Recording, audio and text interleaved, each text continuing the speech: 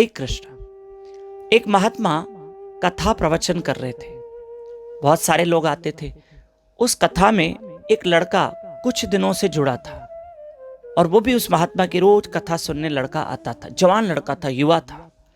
एक दिन महात्मा अपनी कथा में कह रहे थे कि संसार में दुख आते रहेंगे और हम सत्संग से जुड़े हुए हैं ना, जो लोग हरि कथा सुनते हैं, इससे हमें दुखों को सहने की शक्ति मिलेगी।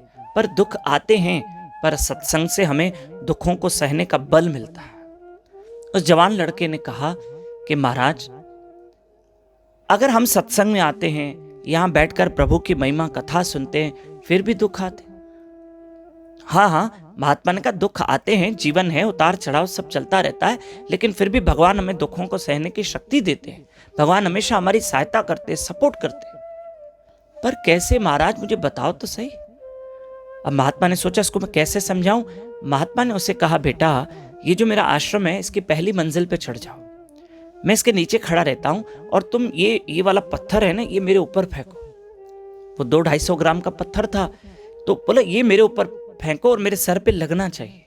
महात्मा ने कहा, बोला ना महाराज, आप महात्माओं में आपके ऊपर पत्थर कैसे फेंकूंगा, और मैं अगर इतना भारी पत्थर आपके ऊपर फेंका तो आपको कितनी बड़ी चोट लगेगी, कितनी पीड़ा होगी, कितना दर्द होगा। तब महात्मा ने कहा, ये लो, ये 200-250 ग्राम की कपास है, रुई है, कॉटन है। अब ये ऊपर मेरे ऊपर फेंको फर्स्ट फ्लोर से, तो इसका असर क्या होगा। तब उस लड़के ने कहा, महाराज, है तो ये भी 200-250 ग्राम की कपास है, रुई है या कॉटन है, जो भी है, पर इसके ऊपर अगर मैं आपके ऊपर फेंकूंगा, इसका प्रभाव आप पे कम पड़ेगा। ये आपको इतनी जोर से नहीं लगेगी, इसकी आपको पीड़ा नहीं होगी, इससे आपको ब्लड नहीं निकलेगा। तो महात्मा ने समझाया, पत्थर भी 200-250 ग्राम, कॉटन भी 200-250 ग्राम है, तो दोनों का वजन सेम, पर एक का असर देखा और दूसरे का असर देखा। एक का असर इतना कि सर भारी हो जाए, सर फटने लग जाए, ब्लड निकल आ जाए, और एक का असर देखो कि इतना कोई असर नहीं। बस भगवान भी जब हम सत्संग में आते हैं, कथा में आते हैं, भजन करते हैं, सिमरन करते हैं, तो भगवान क्या करते हैं, वो जो हमारे दुख हैं, जो हमारे कर्म हैं, जो हमारे लिए एक सजा है, भगवान उसकी पीड़ा को खत्म कर देते, उतना एहसास होने नहीं देते हैं। फिर उन पाप कर्म को जिनको भोगते हैं, उसका प्रभाव कम हो जाता है, उसका असर कम हो जाता है।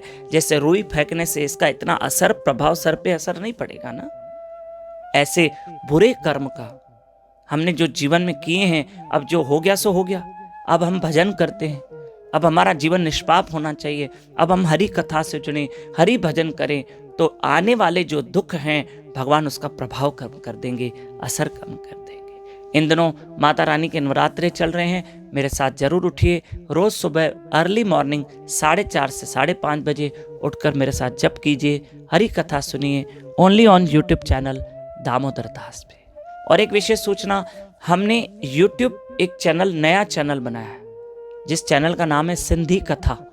वो चैनल सब्सक्राइब कीजिए, जिसपे सिंधी भाषाओं में आपको कथा और बहुत सारी चीजें प्राप्त होगी। प्यारा भाव रहो, इन चैनल के जरूर सब्सक्राइब करो, सब सिंधी भाषाओं में तव्हां कथाऊं मिलंदियूं। हरे कृष्ण।